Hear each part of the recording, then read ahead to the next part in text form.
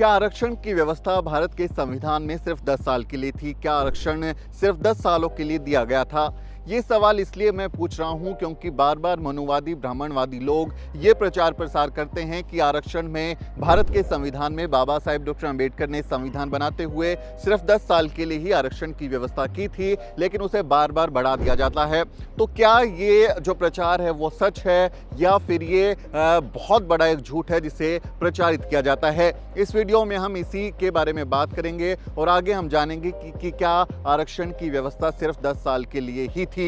जैसे भारत के संविधान की बात करें, जब बाबा साहब डॉक्टर अंबेडकर ने संविधान बनाया तो उसमें अपने लोगों के लिए कुछ गारंटी का इंतजाम किया, कुछ ऐसे इंतजाम किए कि उनकी भागीदारी को सुनिश्चित किया जा सके, उनकी भागीदारी को गारंटी दी जा सके। इसका इंतजाम वहां पर किया गया था क्योंकि पूना पैक्ट जब बाबा साहब ने साइन किया था तो उसके बदले में आरक्षण की व्यवस्था की गई थी। तो भारत के संविधान में अगर आप आरक्षण की व्यवस्था को देखेंगे तो आर्टिकल 330 में इस तरह के इंतजाम होते हैं जिसमें संवैधानिक तौर पर आरक्षण की व्यवस्था का जिक्र मिलता है। तो आर्टिकल 330 अगर आप देखेंगे तो वो reservation of seats for schedule caste and schedule tribes in the house of the people ये इंतजाम करता है कि जो विधान पालिका है, जो संसद है, विधायिका है, उसमें आर्टिकल 330 के तहत एससी और एसटी समाज के जो लोग हैं उनके लिए आरक्षण की व्यवस्था की गई है।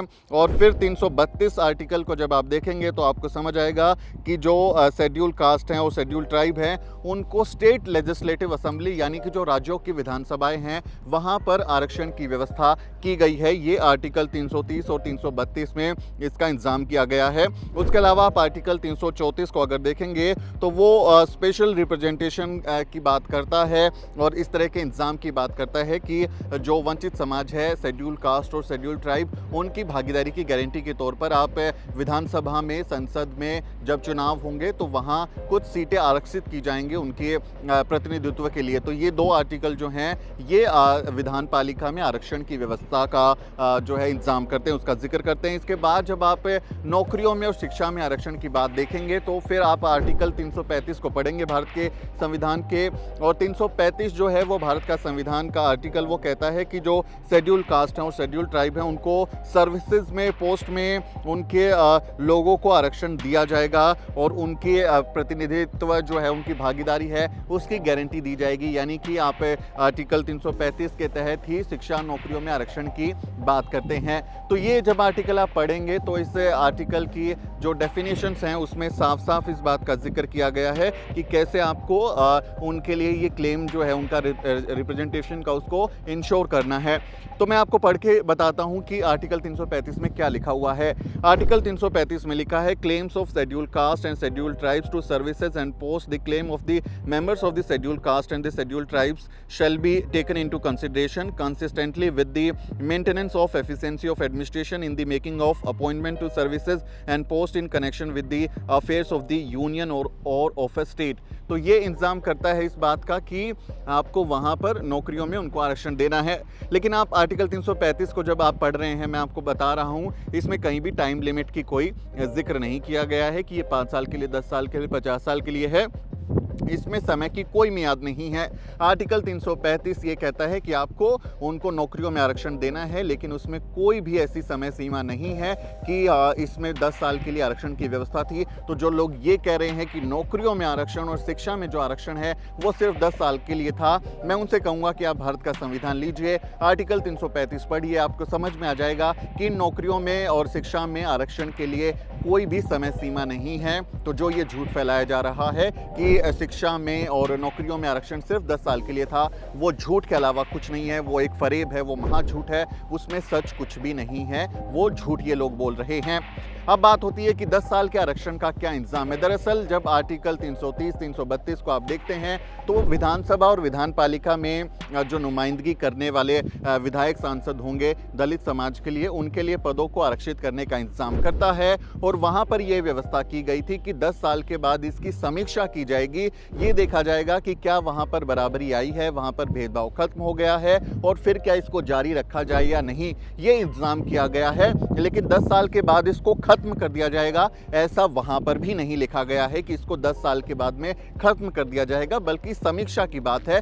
विधानसभा और संसद में जो विधायक सांसद चुने जाएंगे उनको 10 साल बाद में समीक्षा की जानी थी, ये व्यवस्था है। अब जब 10 साल पूरे हुए 1950, जब 26 जनवरी 1950 को भारत का संविधान लागू हुआ, तो फिर जब 1960 में इस बात की समीक्षा की गई कि क्या बराबरी आई है, जातिवाद खत्म हुआ है और उसकी नुमाइंदगी की गारंटी को इंश्योर किया गया है, तब भी जो संसद की समितियां हैं, सरकारें हैं, उन्होंने ये पाया कि नहीं, इस समाज को, इस वंचित तबके को अभी भी आरक्षण की ज़रूरत है और फिर उसको अगले 10 साल 20 साल के लिए बढ़ा दिया गया। तो इस तरह से विधायिका के आरक्षण की मियाद बढ़ा दी जाती है, उसकी समय सीमा बढ़ा दी जाती है, क्योंकि सरकारें ये मानती हैं कि अभी भी गैर बराबरी होती है और अभी भी लोगों के साथ शोषण होता है, अभी भी जाति के आधार पर भेदभाव होता है। इसलिए इनकी गारंटी के तौर पर इनको ये विधान पालिका में सीटें आरक्षित करके दी जाती है, क्योंकि अगर नहीं होगी तो इनकी नुमाइंदगी मुमकिन नहीं होगी, लोग इनको वोट नहीं देंगे। लेकिन अब आरक्षित सीटें होती हैं तो आरक्षित श्रेणी के लोग ही वहां से चुनाव लड़ सकते हैं, इसलिए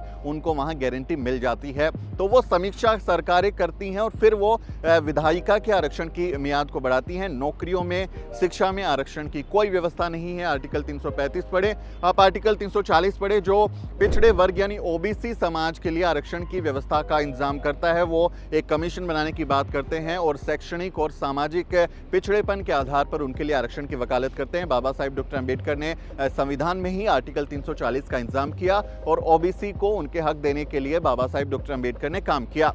लेकिन इसमें भी आप देखेंगे कि कोई मियाद नहीं है और खासकर आर्थिक आधार पर आरक्षण की बात नहीं है। तो सुदामा कोटा जो ईडब्ल्यूएस दे दिया गया, अब आप देखिए कि जब संविधान में 103वां संशोधन किया गया तो क्या वहाँ पर ये मियाद रखी गई कि 10 साल में अगर वो अमीर हो जाते हैं तो फिर उनका आरक्षण हटा दिया जाएगा और 10 साल की मियाद है? उन्होंने भी नहीं रखी, ऐसी कोई मियाद उन्होंने नहीं रखी है।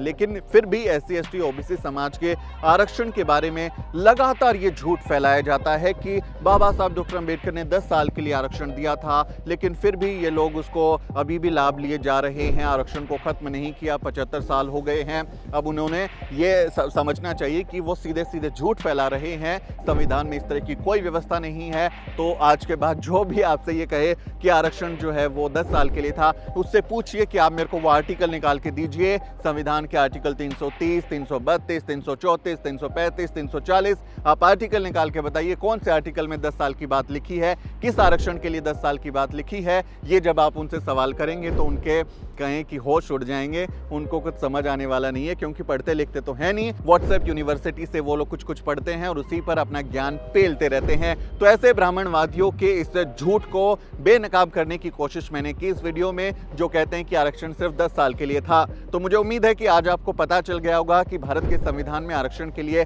शैक्षणिक और नौकरियों में भागीदारी की गारंटी वाले आरक्षण में आर्टिकल 335 में कोई भी इंतजाम नहीं है समय का कि उसको 10 साल के लिए, 20 साल के लिए, 50 साल के लिए लिखा था। बल्कि वो ये है कि जब तक लोगों से जातिगत भेदभाव होगा, उनके साथ भेदभाव होगा, तो आरक्षण इसीलिए दिया जाता है कि उनकी साथ जो भेदभाव इतिहास में हुआ है, हजारों साल से हुआ है, उसकी भरपाई की जा सके, उसका इलाज कुछ किया जा सके इस बीमारी का। तो इसलिए उनको आरक्षण का इंतजाम किया गया है। तो जो झूठ फैलाते हैं, आज उनके झूठ को बेनकाब करने की कोशिश इस वीडियो से हुई है। इसलिए आपसे अपील है कि इस वीडियो को अन्य लोगों के साथ शेयर करें और कोई भी ऐसा फेसबुक पर, व्हाट्सएप पर आपको कोई चीज़ लिखता है, भेजता है, उसमें उसको जवाब में ये लिंक दे दें इस वीडियो का और कहें कि देखिए इस वीडियो को, आपके झूठ का पर्दाफाश इस वीडियो में हो गया है। तो ये बातचीत, ये इंफॉर्मेशन आपको कैसी लगी, इसके बारे में लिखें। आपसे अपील है वीडियो को शेयर करें और हमारे चैनल को भी जरूर सब्सक्राइब करें। मेरा नाम सुमित चौहान है और इस वीडियो स्टोरी को रिकॉर्ड करने में मेरी मदद कर रहे हैं मेरे सहयोगी मोहित कुमार। अगले किसी वीडियो में मुलाकात होगी दोस्तों।